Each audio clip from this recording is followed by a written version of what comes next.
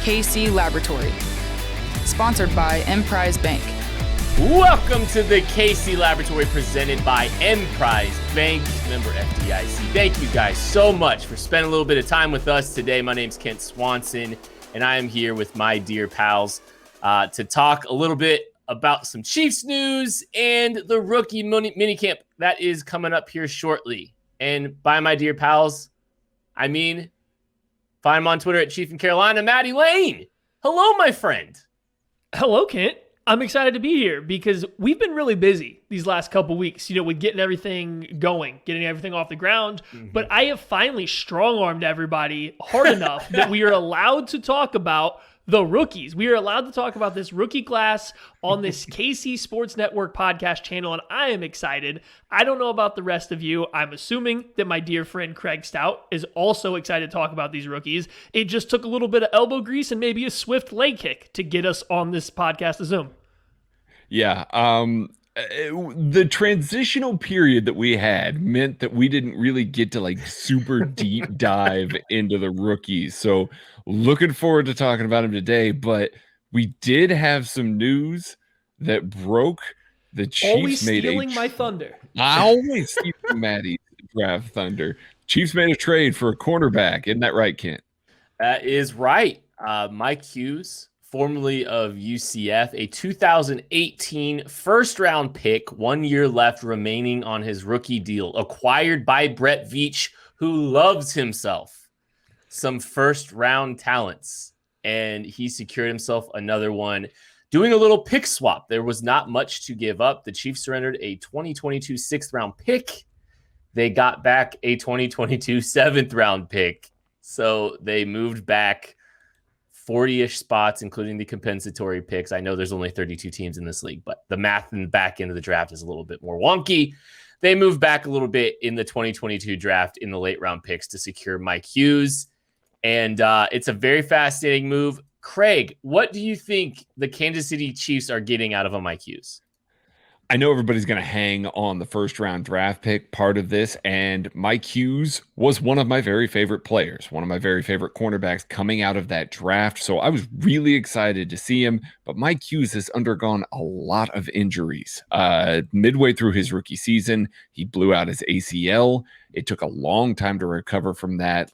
Through some of 2019, he was still recovering. And then he fractured a vertebrae in his neck at the end of 2019. That neck injury continued to bother him all throughout last year. He missed a lot of time. So he's a guy that hadn't been on the field much, but he is an explosive, physical player that loves to scrap. And so that's kind of why I liked him, because he's going to get downhill. He's going to press, and he's got pretty good ball skills as well.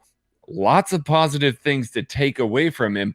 But I think when you turn on the tape, you see a guy that hasn't had a whole lot of progression at the NFL level. He's still guessing on some routes. He's still got some stuff that he needs to sort out as far as his football ID and things like that. He looks largely the same player that he did when he came into the league and hasn't made much progression. I know that's very common with Minnesota Vikings cornerbacks. Unfortunately for that organization, they don't really develop guys particularly well. So I do think that he's getting put in a good situation here. It's just going to be medicals and him really feeling like he can go out there and play at a high level. But if Sam Madison gets his hands on him, we've seen how quickly he's gotten guys around and into the system. He could be a little bit of a steal here. Well, I want to come to Mike Hughes' defense here a little bit. I don't think that the Minnesota Vikings coverage system is kind of where he would excel in the NFL. They like to press guys. They like to play a lot of press coverage. They like to use their big, long, strong corners on the boundary, get up in a receiver's face, and kind of just hang on them and take them vertically up the field. That's not Mike Hughes. I always thought he was a little bit better in zone coverage. Doesn't have the greatest route feel, but he's really good at reacting, driving on things that he can see. Allow him to keep his eyes on a receiver, but most specifically the quarterback too. That way he can come downhill. He can play quick. That's where he's at when he's at his best, is when he can see stuff and react to it. So if you want to feel optimistic about Mike Hughes, hang your hat on the fact that he went to a system that didn't utilize him overly well. Now, when you're going to flip that back over to going to what Craig said, pessimistically, I don't think he's shown you a ton of progress in terms of understanding his zone drops, understanding route combinations that are coming to attack him. He's largely been the same guy that he was at UCF. You can still get him in the exact same ways. So it's just going to be a matter of getting him to a new coaching staff, coaching him up and seeing what you can get. And unfortunately, being still a little bit of an off year, you don't know exactly how much time he's going to get with the coaching staff compared to a normal season. And you are heading into the last year kind of on his contract. I think for him, play ID, if it's in front of him, you kind of talked about it being in front of him, stuff in front of him, play ID, route concept stuff. I actually think he did a decent job with stuff in front of him. It's just understanding the big picture, with depth and from depth and stuff that might be working behind him and all that kind of stuff. That's where I think things got a little bit trickier for him. So like some of the underneath stuff, I actually thought he, like you guys talked about quick to trigger. I actually thought he triggered down pretty good on some of that stuff and had a good understanding of all that. It's the whole picture, and you've got to piece all that stuff together. You go back to the injuries, and this guy was a lot of fun, and I'm really surprised Matty wasn't standing him harder, because this kind of fits the Matty Lane profile. He was in the same draft class as Jair Alexander, and they had the same energy in a lot of different ways. But I think he is pretty reckless with his body too, and I think he has been going back to college. So that is, you talk about some of the injury histories and stuff like that. It's not all that surprising. It's not like he's the biggest corner in the world and he's willing to stick his nose in there, but that can come at a price. And not to say that his injuries are necessarily related to being such a willing physical player, but it's just the reality of, you're giving yourself more opportunities to get hurt and all that kind of stuff. So that's kind of what I saw with him. So Matty, I'll ask you this. Before we jump, real quick here. Okay. I just want to say Hollywood got a camera on him, and all of a sudden he just wants to start going off. Look at the backdrop, guys. When you're watching this on YouTube, check out the handmade backdrop. He did this overnight. This is real. He made this. This isn't a joke. Matty made his too, and it looks fantastic, by the way. Oh, thank you. It only took us multiple episodes to comment on mine. That's okay. We'll move it on. I don't feel bad about this or anything. Mike Hughes, to bring it back. Let's just reel it back here.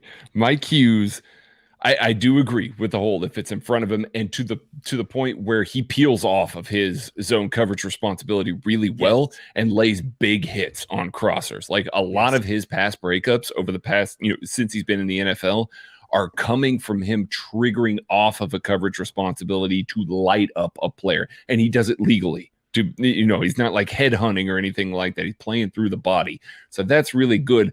The play ID, the route ID part of it that I really struggled with when I watched him at the NFL level here again was comebacks, out routes, in breaking routes. He opens his hips a little bit too early, and he doesn't ever feel the break of the receiver. So in those man coverage reps that he's going to be playing on the boundary, that's still going to leave him fairly susceptible, or from the slot. Even slot is worse because it's a two-way go. But there are those susceptible things there. But if they can keep him in that zone, and Spags likes to play zone, if they can keep him in that zone where he can read kind of inside, keep his eyes in the backfield and react off of that and make plays on guys coming into his zone, I do think that he thrives in that. So from that point, to you guys' point, I really like that aspect of his game. Well, and he was a 4.53 athlete coming out. So maybe he's not as confident on a vertical plane because he doesn't trust his long speed. Mm-hmm. So that could be part of it. Well, I think this is a great point to transition to your question you were going to ask me, Kent, because I think I have a slightly different opinion than Craig does about where Mike Hughes may or may not excel for the Chiefs. Matthew, may I ask it now? I think you should. Okay. Well, I have a question for you, Matthew.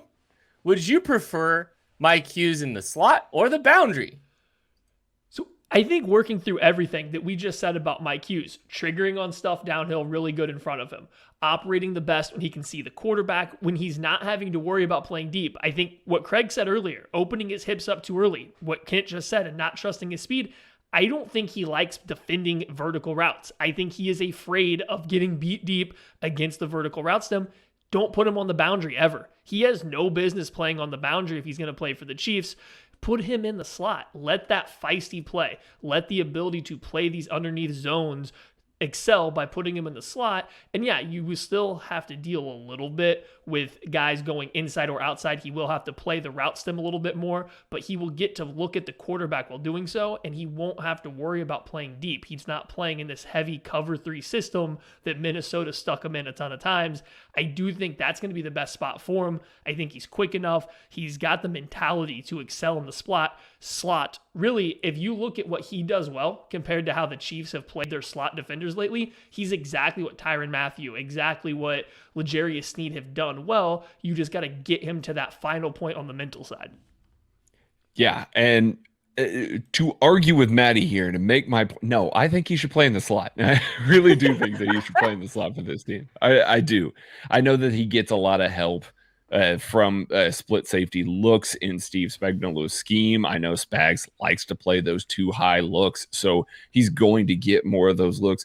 But he played slot at Minnesota at times, particularly last year as they were easing him in after they've, they seemingly draft a corner every single year, and then they added Patrick Peterson this year. So, he got a little bit crowded out. So he played some in the slot to begin last year, and he looked pretty good at it. He's a very physical run defender, and he's going to trigger and drive underneath. So a lot of the things that Spags really likes out of his cornerbacks, especially his slot cornerbacks, he does really well. Now, we've seen guys, I think everybody is kind of hanging their hat on L'Jarius Sneed in the slot based on how we watched him play last year, and I get it. Trust me, I do. But I do think that Sneed on the outside is a better fit for what Spags would like to do, and moving a physical guy like a Mike Hughes into the slot there allows Spagnuolo to have a little more flexibility with his roster and his secondary. So I do think that that's going to be the case. And Maddie has a rebuttal. Maddie, fire back at me. Well, Craig, you're wrong, because I wanted to talk about L'Jarius Sneed, because I did want to reference the reason that L'Jarius Sneed went on day 3 of the NFL draft was because he played in the slot his final year in college. He did not enter the NFL as an excellent slot guy. His best film was as an outside cornerback. Then they moved him to safety, in which he played a lot more slot reps because that was considered the quote-unquote most important position for their defense, and his film wasn't as good. He looked like a guy that was a little bit out of his element. I think for the Chiefs, you could easily argue that he was better in the slot than he was outside, but I don't think that's indicative of where he's going to be going forward. Put him on the outside where he was better in college, where his physical profile lines up better. Let somebody else take over those slot reps. Worst case scenario, you have Sneed, you have Mathieu. You could move one of those guys back in, but you got to remember, L'Jarius Sneed was a better outside corner in college than he was in the slot. That can happen in the NFL too. Let's not pretend like his outside tape wasn't good last year, because we saw him we saw him outside to start the year too. So I mean, that dude, yeah, I thought he had a great start to his career at 2 different spots. Like, I'm geeked out about L'Jarius. We haven't really talked enough. It's crazy. Like, it kind of just feels like, I don't want to say an afterthought, but he just kind of feels a little bit inevitable. Like, he's a good football player, and we're all geeked out about him. He's the best cornerback they have, like, bar none. Yeah. And he did it in 1 year. In half a year. At 2 different positions. At 2 different positions. It's true. L'Jarius Sneed was a rookie last year, and a bunch of rookies will be entering this minicamp here this weekend for the Kansas City Chiefs. You're going to see. Segue.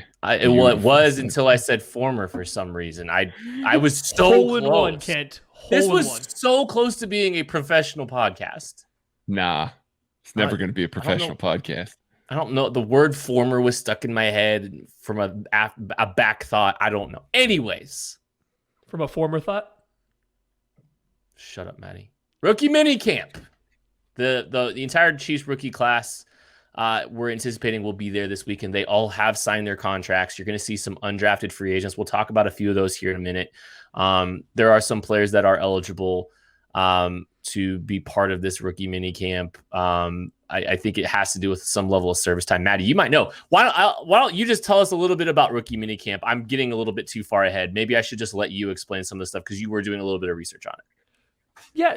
rookie minicamp comes up every year, and I don't think that everybody, this includes me, always has a great grasp of actually what's going on. Because instead, we usually sit around on Twitter and just wait for the highlights of our favorite player that they're going to post out there on social media. But really, rookie minicamp's mostly about the classroom work. It's getting guys the playbook, letting them learn some formations, getting them some of the base level installs of the team, and allowing them to take that classroom work and then translate it directly onto the field right afterwards. You get a little bit of time working inside, at a desk, on the whiteboard, whatever. Then you go to the field, you go out there and you show what you learned, how well you can take this newfound information and translate it onto the field. You're not getting one-on-ones between offensive and defensive players. You're not getting team periods or anything like that. If you ever see a one-on-one rep, I'm pretty sure it has to be an offensive player working against an offensive player or a defensive player working against a defensive player. I'm fairly sure I read that somewhere. So you're not allowed to even get any kind of worthwhile reps out of this. It's just how well do you take what you're learning and putting it onto the field, and how well can you execute it once you get there. Yeah, I think that some teams have gone away from a traditional rookie minicamp. I know some teams will have everybody, have all these young players come in, and it'll be an acclimation period where, they'll have someone come in and talk about finances. Like, some teams don't even treat it as a pure football weekend. It's more about an acclimation period to the rest of it. But Andy likes to throw stuff at these young guys to see, their ability to retain. Like Maddie was kind of saying, that's a key component of this. It's more about how do you translate what you've been told. How was the like, how were you able to retain the communication of the coaching staff and some of that kind of stuff? Are you able to play fast, after that? The speed of the game for them still matters, as far as if you're able to play fast. Like, that's a positive indicator for some of these guys. But if you have no clue what's going on, and you're not able to retain it, and you're playing hesitant, and that's a recipe to not be there very long. I know I can think of a running back that struggled to retain some stuff a couple of years ago. I'm not going to say his name. That I don't think lasted very long with the Chiefs. But I think there's some clues. There are some things that you can pay attention to this weekend that might help you get just a little taste of potentially a guy that might have, it might get a look or two here or there. Maddie, what are you thinking? If you're trying to read between the lines of this rookie minicamp, like I said earlier, don't look for the highlight plays. You don't even want to look for just who happened to be in the most plays or anything like that. Look at the guys that are doing the most different stuff. If a guy comes out, if Andy comes out from a press conference, or any coach or a player, and tells you that they worked as a left guard, a right tackle, just in multiple positions, right away that they are showing the kind of IQ or the intelligence that the team likes, because they feel comfortable giving them all these reps at these different positions. Conversely, if you see a guy that is only working in a particular way, if you see 3 highlights of a guy and it's only on vertical routes, they might not trust him to do a lot more. Maybe they only are liking what he's seeing when he's working in this one limited area. But always remember, you are only going to see very select things the team wants you to see. So you can't always trust your eyes. You kind of have to read between some of the stuff that you see. It's just paying attention to the variety that each player is going through. I think one of the things you can kind of look at that I always, it's, who gets some media time, who gets to go and get some. That's one of the things I always just pay attention to. I'm just curious, is there a name that surprises you? I think you're probably going to hear from all the rookies over the course of the weekend as far as the draft picks are concerned. What undrafted free agents get a little bit of look? That could be a positive indicator for someone that they want to keep around a little bit longer. Somebody that might be getting a long look. Maybe the PR is starting a little bit early for one of those guys. So that's something I always kind of pay attention to, just trying to read between the lines, what information you get. I always like to, if there's pictures of the rookie minicamp, you talk about alignment. I think Maddie kind of alluded to that to you earlier. It's who's lining up where. Who are they giving a shot where? I'm guessing Lucas Niang will get to be part of this, is my guess. Based on the criteria, I believe he's a guy that should be eligible to be part of this. Where does he line up? Situation, stuff like that is all just very fascinating to me, personally.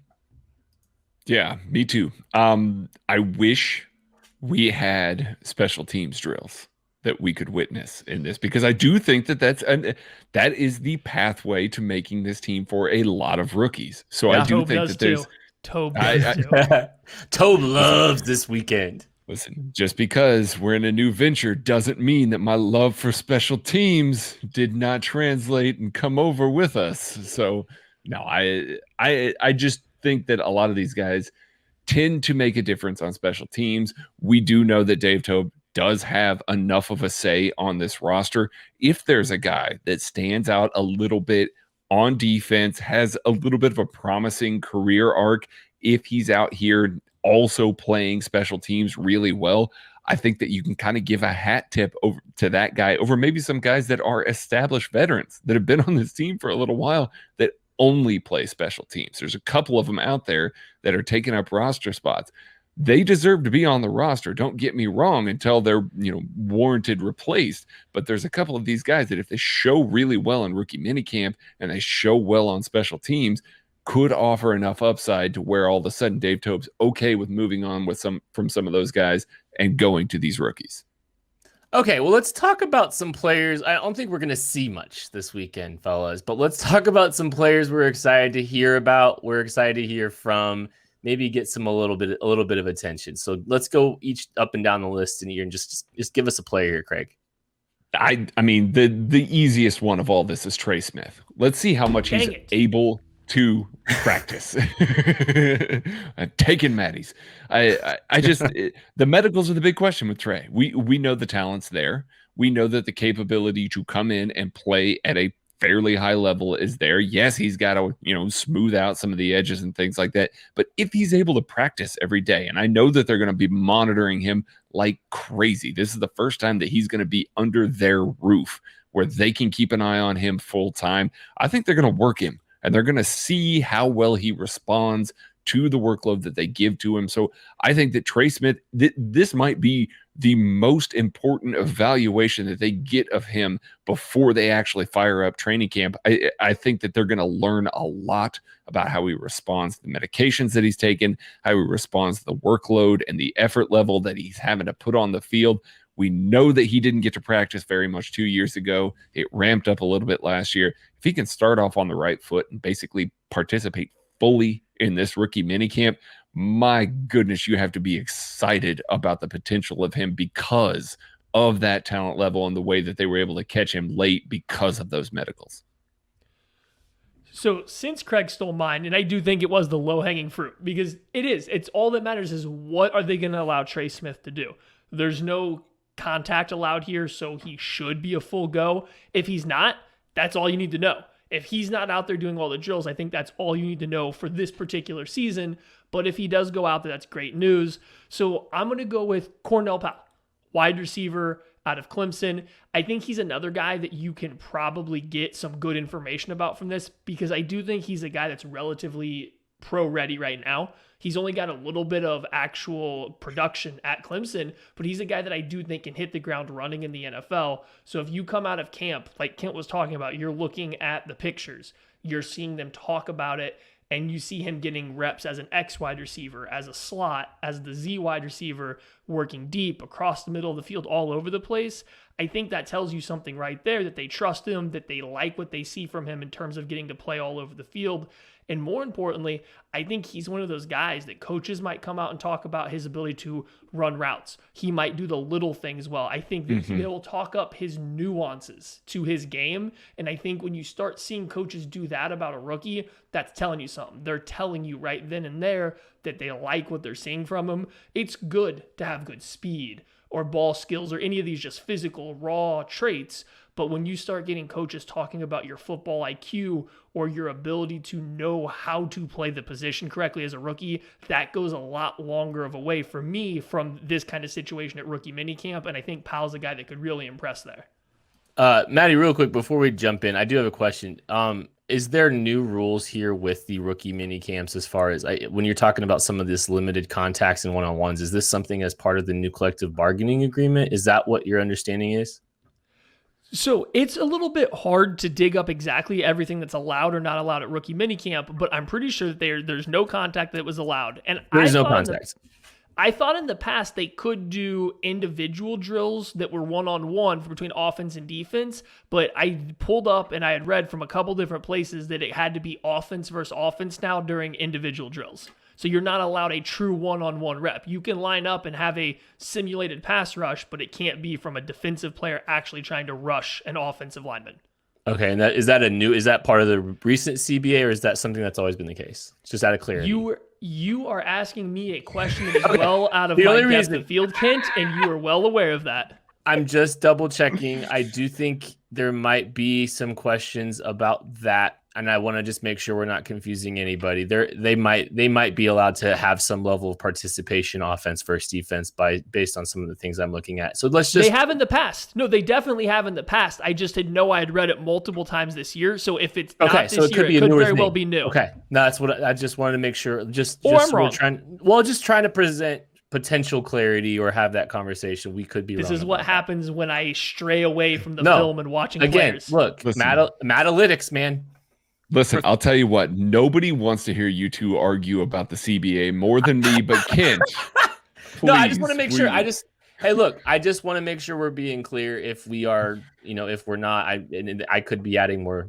See, Maddie's audio is fixed and it sounds great, and so now people are just trying. I'm intimidated. Kent's got to try and figure out a way to take Maddie down a peg. That's what's going on. We finally got a show where I was not having a technical issue, so Kent decided he was going to wait until we get 20 minutes into this podcast, and he was just coming for the throat immediately. He had to rile the mob up to get them to come after me for 3 straight shows. I get it now. Get Kent in the comments. We went from technical issue to me trying to get Maddie on a technicality. Is that what we're saying here? Nope. I just want to make sure I'm just trying to be clear, and I probably should have just let it go and we could have just rolled with it and been uber confident about our takes. I'm going to go with, speaking of uber confident about our takes, I'm going to go with Nick Bolton as a player I'm excited to watch this week. I know that there's been a lot said about, my opinion of Nick Bolton, and it's not necessarily about the player. It's about the value and the idea of taking a linebacker early again. He's a good football player, but I'm fascinated to see what the narrative around Nick Bolton is this week. Is it, man, he really picked things up quickly? Is it, do we get any glimpses of him in coverage? Some of those kind of things. What are those narratives being created about a Nick Bolton? That's what I'm fascinated by. And, I think we've all kind of established this, and we established at the old place for sure. We all think Nick Bolton's a good player. I don't think anybody's really arguing that he's a good football player. It's just some questions about fit, about value, and what his strengths are relative to some of the other stuff that is required of linebackers to this day in the National Football League. And I think there's big question marks about coverage. If he gets the hype that he's picking it up super quick, like you'll hear some of those platitudes. Oh, he's picking it up quicker than anybody we've ever seen. If you see that hype train start rolling, he's going to play a lot of snaps this year. Like I think that this correct. I think this week can actually build him up in a way that you can start to forecast, because that nickel's the big question here. We know he's going to play in the base. Where is he going to play in the nickel? What does that mean for Willie Gay? I think a lot of those questions could get answered if they really talk him up this week. For sure. Speaking of Willie Gay, let's take a step back to last year. I do think there was a lot of good stuff coming now. I don't think it was out of the rookie camp, but once they got into camp, there was a lot of good talk from the team about Willie Gay. There was a stretch. It was like a 2-week stretch. It was really good, and then they just shut up about him. Well, and they were also very clear and very careful to never talk about him picking up everything really quickly. Like that was never a huge point of emphasis. Yes. Was how well he was. Not that he wasn't picking stuff up well. I'm not trying to say that, but there was never a major emphasis that he was becoming the leader out on the field of the defense, that he was understanding the game at the level that he needed to. They never emphasized that. It was just about his playmaking ability, his physical raw traits on the field, not the mental side of it. They didn't dive into that. So I think if they go that route with Bolton, which they might very well do, because that's something he's good at, that is worth, keeping an eye on going forward. They're tempering expectations in some regards on certain elements. So it's fascinating to see how all in they go on Nick Bolton and how quickly they do it. And that's the face of this draft class. That is their guy. That's their first pick. So it's going to be interesting to see how that goes. And about to be the face of the defense as the Mike linebacker. That's probably the case in 2022. Yeah. I think they're giving him a runway to be ready for 2022. So I think that's what that is. All right, let's all do a UDFA to watch, an undrafted free agents, a lottery ticket, if you will. Maddie, what you going with? Well, I think since I lost Trey Smith last time and the low-hanging fruit was taken from me, I will take the low-hanging fruit this time and take DiCaprio Bootle. I'm not sure which. I really need to figure this out. It's Bootle. Greg calls it bootleg, but I've been pretty sure it's Bootle this whole time. Always go opposite of me. You guys know this. He can never pronounce a name. Bootleg does have a nice ring to it after DiCaprio. I will give him that. Like, you want it to be bootleg, but DiCaprio Bootle, defensive back from Nebraska. I was surprised he went undrafted because I think he showed a lot of versatility in the back end of that secondary that was clearly overmatched, and especially the weird way that the Big Ten plays pass coverage, giving all the free throws to the field side of the field. But regardless, he played corner on the outside. When there was injuries, he kicked back. He played safety. He played a little bit, not much, in the slot at points in time in the season to cover for injured players. He's just a versatile guy that can play all over the back end. I do think he has adequate deep speed. He has a little trouble with his transitions. That's why I don't know if he's going to be strictly a cornerback only. He might have to move to a safety or kind of a slot defender, but he's just another guy to add to the mix that could be a potential slot guy in the future, competing with a Mike Hughes or Rashad Fenton, because he is willing to contact guys. He's got solid ball skills, and he has the general athletic profile. I just think that he was a guy that should have been drafted for his genuine versatility. Yeah, I can't wait for DiCaprio bootleg to get a sack of Drew Lock on a bootleg. You see what I did there? No, I thought we left the puns. Oh no! You told me we left the puns. No, that was a lie. It was a lie. It was a lie to get you over here. Okay, so I'm gonna go with Zane. Say Kent's feeling a little zany. I am feeling a little zany. What a phenomenal transition from you, Maddie. This is a professional podcast that doesn't fact check 20 minutes later. Zane Anderson out of BYU, a safety. I think the correlations between him and Dan Sorensen are so blatantly obvious, but the truth of the matter is, there's a reason that he's here. 6'2", 206, really strong agilities. A good 40-yard dash, actually better 40-yard dash than a Dan Sorensen. Some really quality special teams reps out there. You'll be able to find him. A guy that could kind of play a similar role to a Dan Sorensen in sub packages. I think he's a guy, I don't think he's necessarily the same kind of player for sure, but I do think that he has some of the traits, the abilities, the profile, the background. There's a lot of correlations there that I completely 100% understand why Zane Anderson is here. And that's who I'm fascinated to see. Maybe he's one of the undrafted free agents that gets a little bit of media time there. That's something I'm kind of keeping an eye on. I think he's a guy that could be in the mix because I think he's a guy that is willing. There's just not you can't call him Dirty Zane. Like, I don't know. I mean, what are you going to call him? You got to come up with something there. We got to come up with a good nickname for him. But Zane Anderson, I think, is a guy to keep an eye on. And I wouldn't be stunned if he's a strong consideration as a special team late in the process. Do you want the nickname? Kind of now. Zane the Pain Train. Oh, I love it. Oh, I didn't think I was going to love it. I hate it. No, the fact that Kent hates it makes me love it more. What if we call it? How about Payne Anderson? Is that not better? Nah. I was trying to keep to the train theme, like Lucas Locomotive kind of caught on, so I was trying to stick with the train theme. If we know anything, the only nicknames that we come up with that stick are train related. So, Zane the Pain Train Anderson, it is. I love it. Daryl the Barrel stuck. I guess barrels go on trains. Craig, who's your undrafted free agent to watch? Ooh, we are reaching. My undrafted free agent is a guy that I did not rank very highly in the KC draft guide. A linebacker Riley Cole out of South Alabama. He's a guy that is very stiff, struggles to change direction. He did actually have a decent explosive profile, but really, really stiff.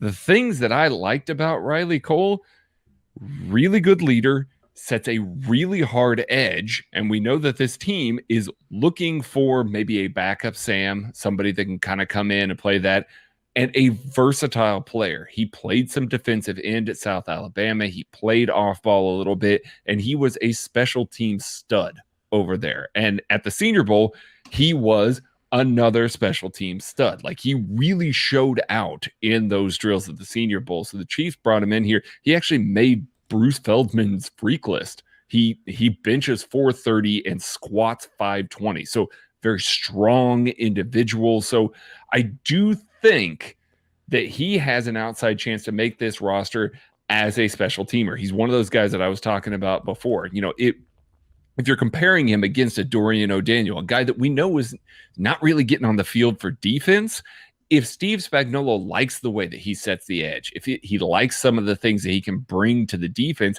I could see him maybe supplanting a guy like that because he's going to be able to play in multiple facets here. I will say this.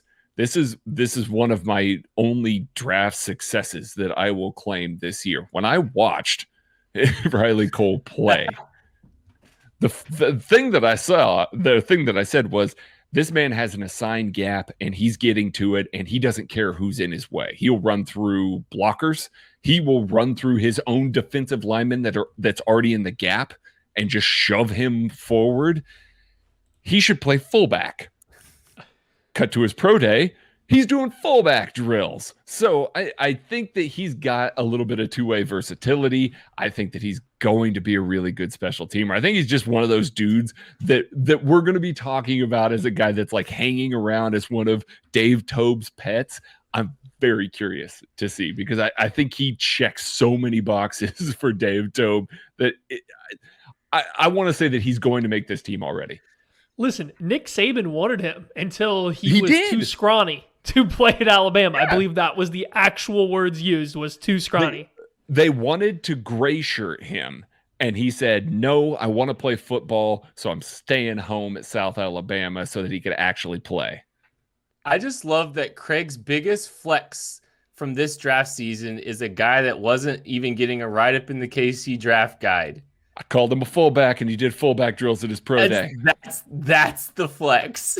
That's his draft flex. I get so few things right in this, as you all know. I'm taking my big dubs when they come. We are just collecting fullbacks right now too, so it's true. I think the first question that we need to hear in the rookie minicamp is just for someone to pronounce DiCaprio Bootle's name. It's Boodle. It is Boodle for sure. It's Boodle. Yeah. That makes it even better. That is going to do it for the KC Laboratory. Thank you guys so much for taking a little bit of time with us. Be on the lookout for all the great stuff going on at KC Sports Network. Subscribe to the YouTube. Subscribe wherever you listen to podcasts.